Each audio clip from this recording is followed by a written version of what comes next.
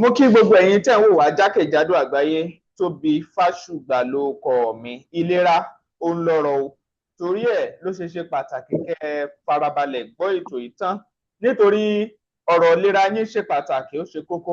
Bá a bá sì múra sí ọ̀rọ̀ ara ẹni báyìí, sódìgbà tó bá tó di bá mi ìmọ̀ni lọ́wọ́ kéèyàn ó tó bẹ̀rẹ̀ sí í múra.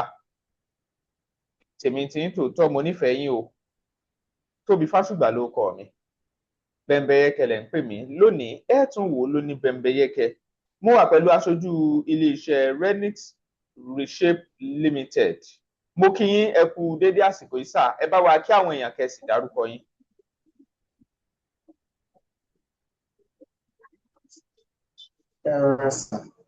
Ẹ káàárọ̀, orúkọ mi ni Ìkẹ́olúwa láti iléeṣẹ́ Renix Reshape Limited. Tọ́ ẹ ṣeun. Alàgbà Ìkẹ́, tá a bá ń sọ̀rọ̀ nípa deworming, kí ni deworming gan ló jẹ́?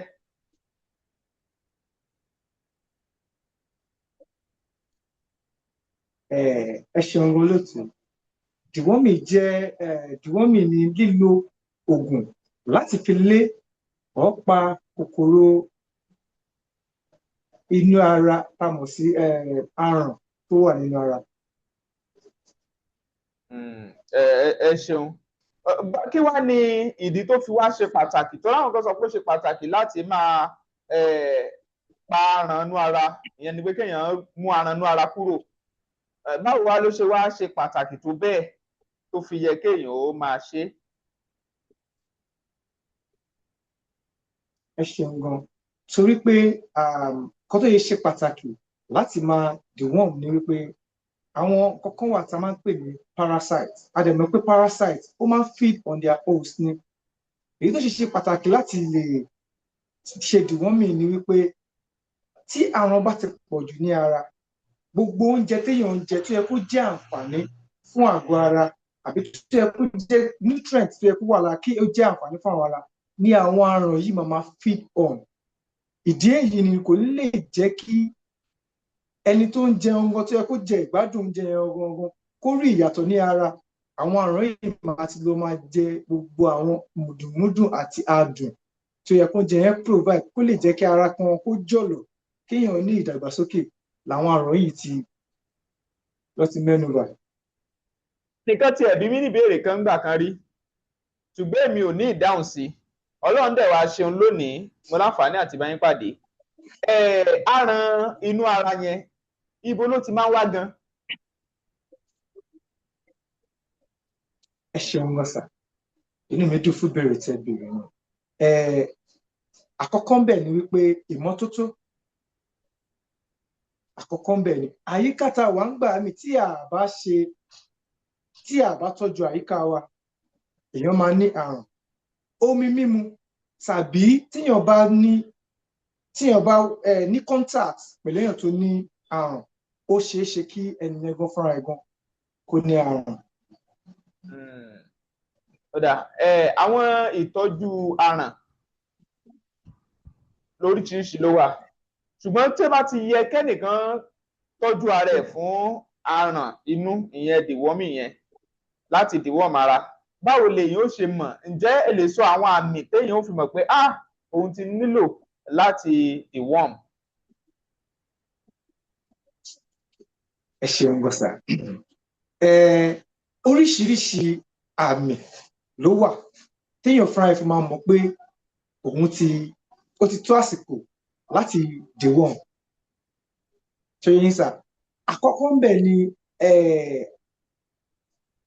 àrùn inú. Ṣé yín sà? Àkọ́kọ́ ń bẹ̀ ni.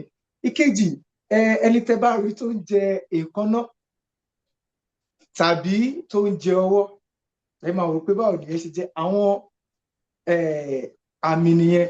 Then sudden weight loss, bí kẹ́nìyẹn jẹun, ẹ mọ̀ kò sí bó ṣe lè jẹun tó kò ní ara.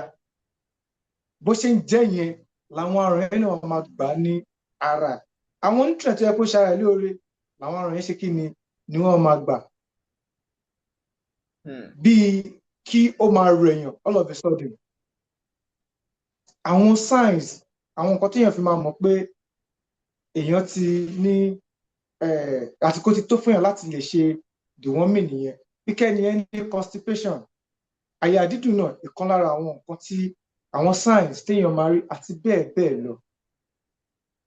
bọ̀ ẹ má gbàgbé bí mo ṣe máa ń sọ̀rọ̀ tèmi ni pé àwọn kan wà téèyàn bá ti notice náà kó tètè kàn sí ilé ìwòsàn láti lè ṣe àyẹ̀wò. ibẹ̀ yẹn gan ló máa ti rí àrídájú. ṣùgbọ́n àwọn tí mo dá mẹ́nubà lẹ́ẹ̀kan ni àwọn nǹkan tó jẹ́ pé ènìyàn máa rí tó fi lè rò pé ó dà pé òun ti ní.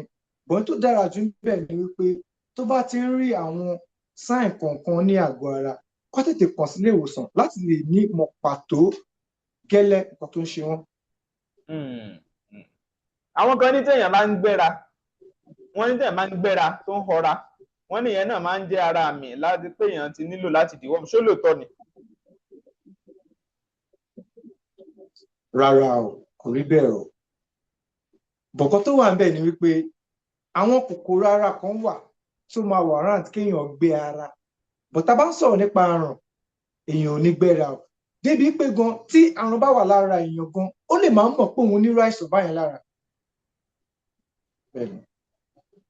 iléeṣẹ́ Renix Reshape ẹ ní àwọn oògùn téèyàn máa ń lò láti mú aràn kúrò lára, láti deworm ara. àwọn oògùn tí ẹ sì ń lò yẹn wọ́n ní ti yín yàtọ̀ sí tàwọn míì, wọ́n ní torí ó ṣiṣẹ́ gan. ṣàṣẹ lè bá wa ṣàlàyé ohun tí ò yá àwọn èèyàn lórí ẹ̀. ẹ ṣeun gan. kò sí rán bẹ̀bẹ̀ yẹn sọ nípa oògùn wa tó bá ti tẹ̀ láti lè ṣe Renix Reshape. oògùn tó dáa ni tí àwa náà lè fi ọwọ́ sọ̀yà tá a dẹ̀ tún gba ìlọ́rọ̀ review pé oògùn tó kan sára ni. kí ni ó fi yàtọ̀ sí àwọn oògùn deworm tó kù ní pé ìlànà táwọn ń gbé kalẹ̀ tí a fi ń ṣe oògùn tiwa ni ó yàtọ̀, torí pé àwọn akọ́ṣẹ́mọṣẹ́ gan ló jókòó tí wọ́n pèlú ẹ̀ pẹ̀lú ewé àti egbò tí àwọn bàbá wa fi sílẹ̀ lọ́pọ̀ papọ̀ ni ó fi yàtọ̀ sí àwọn supplement tó kù. ó dáa. ǹjẹ́ ẹ gbòǹtẹ̀jọba? bẹ́ẹ̀ ni, kò sí oògùn tó jáde láti iléeṣẹ́ wa tí kò náà tẹ̀. ó dáa. àwọn ọmọ ọdún mélòó lèèyàn gbọ́dọ̀ tó kéèyàn ó tó di pé yóò máa lo oògùn aràn láti deworm? èèyàn gbọ́dọ̀ tó bí ọmọ ọdún mélòó? ẹ ṣeun gan. ẹ jẹ́ kí n yànnà náà kankan fún yín pẹ̀lú ìbéèrè tẹ́ béèrè fún mi lọ́wọ́ mi. ọmọ kékeré lè lò. ó wá dàbí kí n sọ báyìí ni pé bí ó wá dà age range ló matter, ṣe understand sir? bí ó bá ṣe dàgbà sí bẹ́ẹ̀ náà la ṣe máa sọ ìwọ̀ntúnwọ̀n bó ṣe máa lò. kò yé yín? ẹ lè fi bí ọmọ ọdún 5 sí ọmọ ọdún 10 àti ẹni tó wà ní 15 to 20 years ó ní bá ṣe máa sọ fún wọn tó bá ti gbà pé ọmọ ọdún 5 sí ọmọ ọdún 10 báyìí ló ṣe máa lò, báyìí ni àti àsìkò àtúnyẹ ìgbà tó máa lò. tó bá jẹ́ àgbàlagbà a máa jẹ́ kó mọ̀ pé báyìí ló ṣe máa lò àti báyìí ló ṣe máa lò. nǹkan kan wà níbẹ̀ ni pé aláboyún tàbí ẹni tó ń fún ọmọ ní ọmú, nǹkan táwa máa sọ fún ni pé lọ sí ilé ìwòsàn, lọ bá dókítà rẹ kẹjọ sọ̀rọ̀ àbí kó ṣe àyẹ̀wò. tó bá sọ fún ẹ wípé o ti nílò láti lo oògùn deworming, wọ́n wá padà la máa wá sọ fún ẹ pé ok báyìí ló ṣe máa lò. tàbí ẹni tó jẹ́ pé sickle cell ni kó náà lọ sí ilé ìwòsàn kó padà wá, la máa wá sọ fún tí dókítà bá ní ó lè lo oògùn deworm, àwa sọ fún pé ok báyìí ló ṣe máa lò àti báyìí ni ó ṣe máa lò. ó dáa. bó bá jẹ́ bẹ́ẹ̀ ẹ ti mú ti àwọn aláboyún. àwọn tí ó bá ní àwọn àìlera kan ń kọ́ bóyá tàbí wọ́n jẹ́ sickle cell kínní, báwo làwọn yẹn náà? bẹ́ẹ̀ ni mo sọ síwájú wípé wọ́n gbọ́dọ̀ lọ rí dókítà wọn, kó lọ sí ilé ìwòsàn kó lọ ṣàyẹ̀wò tó péye. sọ tó bá ti sọ ṣẹmọ̀ wípé èsì ibi tó lọ tó bá mú dọ́dọ̀ tà wá làwa fi máa mọ̀ pé ẹni yìí ó ti tọ́ láti lo nǹkan báyẹn tàbí kò tíì tọ́. àwọn àsìkò wo ló dáa jù láti lo oògùn deworm? ìyẹn ni pé láti fi fọ aràn, ṣé àárọ̀ ni, ṣálẹ́ ni, ṣé pẹ̀lú oúnjẹ ni, ṣé oṣù mẹ́fà mẹ́fà dẹ̀tún ló yẹ kó jẹ́ àbọ̀dọọdún àbójoojúmọ́? ẹ ṣeun gan. oṣù mẹ́fà ó yẹ kéèyàn lè deworm lẹ́ẹ̀kan. ó túmọ̀ sí pé ẹ̀ẹ̀kan ní kíni? ní ọdún kan ó kéré jù lẹ́ẹ̀mejì ní kéèyàn máa deworm. bẹ́ẹ̀ ni ó yàtọ̀ sí pé èèyàn mú paracetamol ní ọjọ́ ajé ó jù sẹ́nu, ìgbà tó ti di ọjọ́ Jímọ̀ ó jù sẹ́nu, ó dọjọ́ kejì ó wà ló bá yẹn fún ọdún oṣù mẹ́ta. kò rí bẹ́ẹ̀ o, bọ́ ó kéré jù láàárín oṣù mẹ́fà èèyàn gbọ́dọ̀ deworm. tó bá ti wá ra oògùn deworm wa, àwa la máa sọ fún wọn pé oye ọjọ́ báyìí lẹ fi máa lò ó, tẹ máa dáwọ́ ẹ̀ dúró. ṣé oye yín sà? oye ọjọ́ báyìí, oye ìgbà báyìí lẹ fi máa lò ó, tẹ máa dáwọ́ ẹ̀ dúró. tó bá tún dìgbà báyìí a sọ fún yín pé ẹ tún lọ gbé kẹtù lò. deworming yìí àwọn míín wò pé ṣó tiẹ̀ láǹfààní tó ń ṣe gan fún yàn béèyàn ń deworm, ṣó ní àwọn àǹfààní? ẹ ti ka àwọn bíi àléébù ẹ̀, ṣùgbọ́n àǹfààní wo ló ní? àǹfààní tó ní ó pọ̀ jaburata. tí mo pàtẹ́ bá gbọ́ láyé nílé kan tí mo kọ́ sọ fún yín, mo ní àwọn kíní yìí, they are parasites, they feed on their host. wọ́n ti lanúlẹ̀, wọ́n ti ganúlẹ̀ jẹ̀yìn. gbogbo oúnjẹ mímu ni, lílò ni, àbí nǹkan tó kí nǹkan tó wá máa ṣe ní àǹfààní ní àgọ́ ara, tó bá ṣe ń wọ ara báyìí làwọn ṣe kí ni làwọn ń gbẹnu sí lọ́ngbà. tó rẹ̀ ti ń gbárùn nǹkan báyẹn, ṣe mọ̀kan tó lè ṣẹlẹ̀ ni bí kéèyàn jẹun kó má yọ lára, kéèyàn kọ́ dédé máa lose weight. àwọn nǹkan báyẹn kò dá lágọ̀ọ́ ara. so àǹfààní tó pọ̀ ó pọ̀ jaburata. ó máa jẹ́ kára gan, káwọn nutrient tó wà lára gan kó ṣe iṣẹ́ tó yẹ kó ṣe, ibi tó yẹ kó lọ bẹ̀, kó dẹ̀ ṣe iṣẹ́ tó dáa ní àgọ́ ara. àǹfààní pé èèyàn ń deworm nìyẹn. ọ̀pọ̀lọpọ̀ àwọn èèyàn tí wọ́n ti ń deworm rí tí mo rí, wọ́n máa ń sọ wípé ọ̀pọ̀lọpọ̀ àwọn oògùn táwọn máa ń lò, ibòmíì náà ti rí o, náà ti rà o, kì í ṣọ̀dọ̀ ti yín o. wọ́n máa ń ní ọ̀pọ̀lọpọ̀ oògùn míì ló jẹ́ wípé ó máa ń ní ìyọnu létà, yẹn side effects. sà, kí lẹ rò pé ó ń jẹ́ káwọn oògùn ní side effects? ṣé tọ̀dọ̀ tí yín náà wọ́n ní side effects? kí sì ni ò jẹ́ kó ní tí ò bá ní? ẹ ṣeun gọ́sà. ẹ má gbàgbé pé oògùn kóògùn tó bá jáde láti iléeṣẹ́ Ready-to-Shave ó jẹ́ oògùn tí a fi ewé àti egbò tá a fi pẹ̀lú ẹ̀, láì fi kẹ́míkà kankan sí tàbí a fi coloring sí. pure herbs ni, no preservatives, no additives. báwo tí ni kò ṣe kí ní side effect ni wípé kò sí àwọn tó ń gba oògùn wa àbí tí wọ́n ra oògùn wa tó ń lo oògùn wa. a máa ń jẹ́ kó mọ̀ pé báyìí ni wọ́n ṣe máa lò. èyí tó máa lò láàárọ̀, ó yẹ gáàsì tó máa lò láàárọ̀, á jẹ́ kó mọ̀. tó bá di ọ̀sán, á jẹ́ kó mọ̀ pé ó yẹ gáàsì báyìí ló máa lò. tó bá di alẹ́ náà, á jẹ́ kó mọ̀. a kò ní gbé fún ẹ ká fi dá ẹ. a wá di pé wọn náà délé, o kàn ń dá jẹ bó ṣe wù ẹ́. àwọn ò kì í ṣe bẹ́ẹ̀ lọ́dọ̀ wa.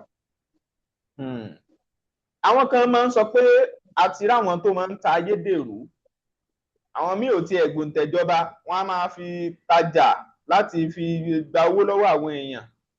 sà, gẹ́gẹ́ bí Ready-to-Shave tẹ́ pé ẹ̀yin gbòǹtẹ̀jọba, ẹ sì jẹ́ akọ́ṣẹ́mọṣẹ́ tó jẹ́ pé ọ̀rọ̀ nípa ìlera àti lílo nǹkan ìbílẹ̀ natural one yìí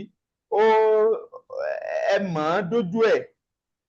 kí ni tẹ́ ẹ lè sọ fáwọn èèyàn tó yẹ káwọn èèyàn mọ̀, àti pé irú oògùn tiyín yẹn ẹ lè bá wa mú láti ṣàfihàn fáwọn èèyàn nínú fídíò yìí, káwọn èèyàn náà rí látọ̀dọ̀ tiyín? ẹ ṣeun gọ́sà. tí ẹ bá wo oògùn tó wà ní ọwọ́ mi, ẹ rí òun lákọ deep root cleanser sí bó ṣe wà yìí. tẹ́yìn náà bá rí ẹ rí pé ó yàtọ̀ sí ayédèrú oògùn. Tí ẹ bá wò dáadáa, pákéjì ní ẹ̀gbọ́n la fi máa ń yára wa kúrò nínú àwọn nǹkan báyẹn. Ẹ tún jẹ́ kí n ṣe àfihàn kan, ṣé ẹ rí? Àkọ̀rọ̀ sínú ké àtúnṣe kí ni àsìlẹ̀. Ó ṣe lè nìkan o, gbogbo oògùn wa pátápátá là ń ṣe kọ́ báyẹn fún bá ṣe ń sílẹ̀ là ń pákéjì ẹ̀ kó lè fi stand out láàárín àwọn tí wọ́n fẹ́ máa ṣe màgòmágó. Bó dẹ̀ sọ fún yín ni pé oògùn tá wa àwọn ò fi preservative sí ara, egbògi pọ́nbélé gan ni oògùn tiwa. Ó dà, ẹ wá fi ọ̀rọ̀ àmọ̀ràn fáwọn èèyàn lórí tá a bá sọ pé kéèyàn lo oògùn aràn láti deworm, ẹ fún wọn ní ọ̀rọ̀ àmọ̀ràn kan. Àmọ̀ràn tí mo lè gba àwọn tó ń gbọ́ mi àti àwọn oníbàárà wa tó ti darapọ̀ mọ́ wa àbí tó ṣẹ̀ṣẹ̀ fẹ́ darapọ̀ mọ́ wa ni wípé oògùn deworm ó dá nílé kí wọ́n ní nílé. Ọmọ kékeré lè lò, àgbàlagbà lè lò, tó dẹ̀ jẹ́ pé ó máa ṣe àǹfààní fún wọn dáadáa. Àti wípé tí wọ́n bá ti gbọ́ àbí tí wọ́n bá ti rí pé nǹkan kan wà ní àgọ́ ara wọn àbí wọ́n ti ń feel somehow, kọ́ má ṣe fi ignorance rò, kọ́ yára kọ́ gba ilé ìwòsàn lọ láti lọ ṣe ìwòsàn tó péye. Wọ́n lè mọ̀ pé nǹkan pàtó báyìí ni ó ń ṣẹlẹ̀ sí àwọn tó lè ti lọ sílé ìwòsàn, kọ́ mú èsì àyẹ̀wò tó ṣe, kọ́ mú wá bá wa ní iléeṣẹ́ Reynolds Reshape Limited. Àwa ní èyíkéyìí àìsàn, èyíkéyìí oògùn tí kò bá lè máa ṣe wọ́n, àìsàn káìsàn tó bá lè wà lára wọn, oògùn wà lóní jẹpẹrẹ púpọ̀ ní iléeṣẹ́ wa. Kàn sí wa ní iléeṣẹ́ Reynolds Reshape Limited kíá tó bá ti kàn sí wa báyìí náà ni àwa náà máa jẹ́ wọn. Ó dáa, ẹlòmíì fẹ́ ra oògùn yìí, lóòótọ́ ẹ wà ní Nàìjíríà, ẹ tún wà lókè òkun, ẹ máa ń fi ránṣẹ́, ṣùgbọ́n tá a bá rí èèyàn tó yẹ pé ó fẹ́ kẹ́ ẹ bóun fi ránṣẹ́, báwo ló ṣe máa kàn sí yín so that ẹni ara oògùn tó fẹ́, then kì í ṣe oògùn deworming, ìyẹn deworm yìí nìkan òun ni ẹ̀ ń tà, oríṣiríṣi oògùn láti fi wo onírúurú àìsàn ni. Gẹ́gẹ́ báwọn èèyàn tó bá ti máa ń wo àwọn ètò yìí wọn ó ṣe mọ̀ rí àti nínú ìpolówó tó wà nínú fídíò yìí náà. Ẹ jẹ́ kí àwọn èèyàn mọ̀ báwo ni wọ́n ṣe ṣe, nọ́mbà wo ni wọ́n pè sí. Ẹ ṣeun gan sà, bẹ́ẹ̀ ṣe ti sọ pé iléeṣẹ́ Reynolds Reshape oògùn deworm kan là ń tà. Kò sí oògùn, kò sí àìsàn tí ò lè máa bá ẹni náà jà tó nídìí oògùn tó ta mọ̀ sí àgbo wa tí a ní. Tó bá ti wá pé o nídìí ẹ̀ la máa ṣe jẹ́ kó mọ̀ pé ó wà. Ẹnikẹ́ni tó bá fẹ́ bá tó wá bá wa ra ọjà tó dẹ̀ fẹ́ gba ọjà, ó wà ní Nàìjíríà ni àbó wà ní òkè òkun.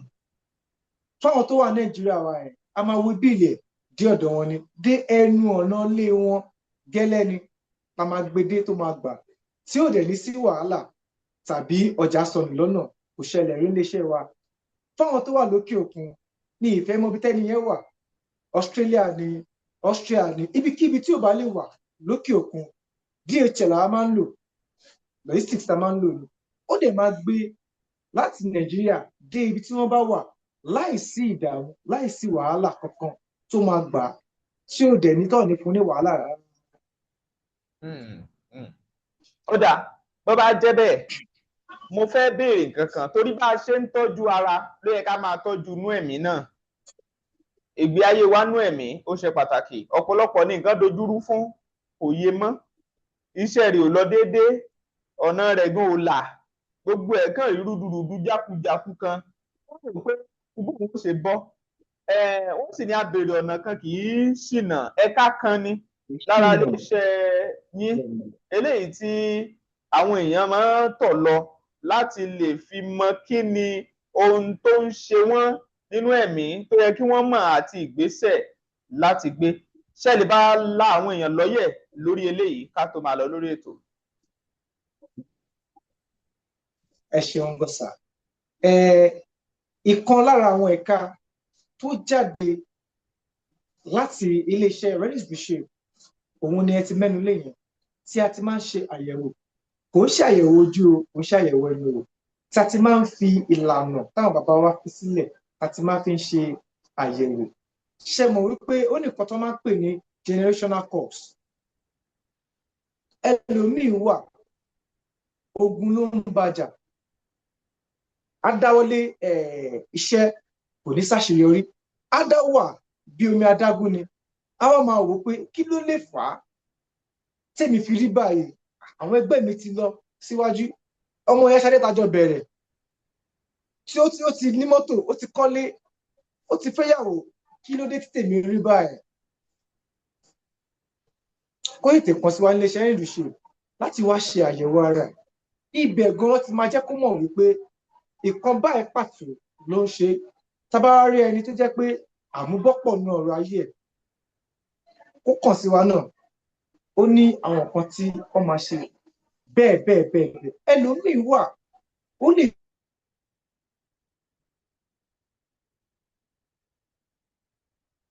rí tiẹ̀ kó má dákẹ́, tó yẹn tó bá dákẹ́ sí aṣíkíni á bá dákẹ́. Kọ́kàn sí wa níléeṣẹ́ Redis Reshape Limited. Ibẹ̀ yẹn gan láti máa darí wọn lọ sí ẹ̀ka ibi tí wọ́n ti máa ṣe àyẹ̀wò ara wọn, tó ti máa jẹ́ kó mọ èyí tó tọ́ àti tí ó tọ́. Ẹlòmíì dẹ̀ tún wà tó jẹ́ wípé kò sí nǹkan kan tó ń ṣe, ó kàn ti fi báwo ni fẹ́ sọ́nà, ó kàn ti fi ojú ọ̀nà tiẹ̀ sílẹ̀, ó ti yàbá. Ìbẹ̀rẹ̀ ti máa jẹ́ kó mọ̀ wípé ibi tó fi sílẹ̀ yẹn gan pàtó ni kó padà sí, kó dẹ̀ ṣàwọn kankan kí ọ̀nà lè gún régé. Ẹ jẹ́ ká ṣe àfihàn kan, ẹni tó jẹ́ pé ilé eléégún ló ti wá, tó máa ń bọ eégún lé wọn, tó wá wò wípé èmi ò lè bá yín bọ eégún mọ́ o. Ó máa ní àwọn nǹkan kan tó máa ṣe, tó máa affect tí kò ní mọ̀. Wọ́n á jẹ́ kó yẹ pé padà síbẹ̀, lọ máa ṣe kí ni, lọ ṣe nǹkan tó yẹ kó ṣe nínú ilé yẹn tó máa lè ṣe tí ọ̀nà náà dẹ̀ máa gún régé. Ẹlòmíì wà tó jẹ́ wípé ó lè má mọ ìtàn ìdílé yẹn gangan tó ti jáde, tí wọn ò jẹ́ kó mọ̀, tó kàn jẹ́ pé ó kàn ń pòyì ní ojú kan báyìí. Àwọn àyẹ̀wò tó bá ṣe fún wọn máa jẹ́ kó mọ̀ pé nǹkan báyìí pàtó ni ó gbọ́dọ̀ ṣe láti lè rí ọ̀nà lọ. Ó fẹ́ fẹ́yàwó ni, àìrọ́mọbí ni, ó wáṣẹ́ ni, kò ríṣẹ́, àbí kí ó ti ní contract kan tó ti ń lé ọjọ́ pípẹ́, bóyá ìdíwọ́ kan àbí ìkejì ló fà á tí ò fi lè rí progress lórí ẹ̀ náà. Àwọn nǹkan tó máa sọ fún, àwọn nǹkan tó máa ṣe, wọ́n á jẹ́ kó mọ̀ ní pàtó. Kò rí bó ṣe rí báyìí sà. Tí wọ́n bá tún pè wá náà, wọ́n tún wá jẹ́ kí wọ́n tún là wọ́n ní òye dáadáa, ẹ̀ẹ̀kan tó fẹ́ fi tí wọ́n gbọ́ àti tó fẹ́ mọ̀ nípa ọ̀rọ̀ ilé ayé wọn pátápátá ni wọ́n máa yànnà fún wọn. Níbi ìbàdí ẹ̀rí náà, a máa ń pè kan ní confidentiality. Ọ̀rọ̀ kí ọ̀rọ̀ tó bá ti lè bá wọn sọ, ibẹ̀ náà ló máa wà. Ní gbọ́ níta tàbí máa gbóyàn kan tó wọ́n máa àwọn kì í ṣe bẹ́ẹ̀ ní ọ̀dọ̀ wa. Kò rí bó ṣe rí sà. Ọ̀dà ẹ ṣeun, ẹ pe nọ́mbà yín kẹ́ ẹ já máa ṣe lọ lórí ètò, bó ṣe jẹ́ pé àwọn èèyàn náà ti ń bọ̀. Nọ́mbà wa máa wà ní ojú amóhùnmáwòrán tí a ti sọ̀rọ̀ yìí, ilé tí wọ́n ń wò, àti ẹ̀ka iléeṣẹ́ wa náà. Ẹ ṣeun, ọ̀rọ̀ lélẹ́yìí, ṣe rí àwọn ètò tá à ń mú wá yìí, ìdí tó fi ṣe pàtàkì tẹ́ ẹ fi gbọ́ àti tó ṣe pàtàkì kẹ́ ẹ máa gbọ́ wọn ni pé nígbàkigbà tá a bá múrò àwọn àǹfààní báyìí wá, kò ní fòyìn ru. Ọ̀pọ̀ àwọn tó ti tẹ́wọ́ gbà á tí wọ́n sì ti tètè gbé ìgbésẹ̀ báyìí, wọ́n ń dunnú, wọ́n ń dúpẹ́. Ẹlòmíì tiẹ̀ ń dúpẹ́ lọ́wọ́ wa, àwa la ní irọ́ o. Ọlọ́run ọba ni kẹ́ ẹ dúpẹ́ lọ́wọ́ ẹ̀, pàápàá jùlọ àti Renix táwọn náà ń ṣe iṣẹ́ akọ́ṣẹ́mọṣẹ́ tí wọ́n ń ṣe ojúlówó oògùn nípa lílo àwọn nǹkan ìbílẹ̀ wa, natural ní tiwọn, wọn ò lo nǹkan míì kan gẹ́gẹ́ bí òǹtẹ̀jọba eléyìí tí wọ́n tún gbà. Torí ẹ̀ ló ṣe pàtàkì pé kẹ́ ẹ tètè tọ́jú ara yín lónìí. Oògùn yòówù, àìsàn yòówù, kò sí àìsàn tí wọ́n ì wò. Bákan náà, nípa títí ọ̀rọ̀ tó ní ṣe pẹ̀lú àyẹ̀wò inú ẹ̀mí ó ṣe pàtàkì o, torí béèyàn bá wò sàn tààrà èèyàn lè bá yàn wò sàn. Ẹ ṣeun alàgbà Ìkẹ́, ẹ ṣeun púpọ̀.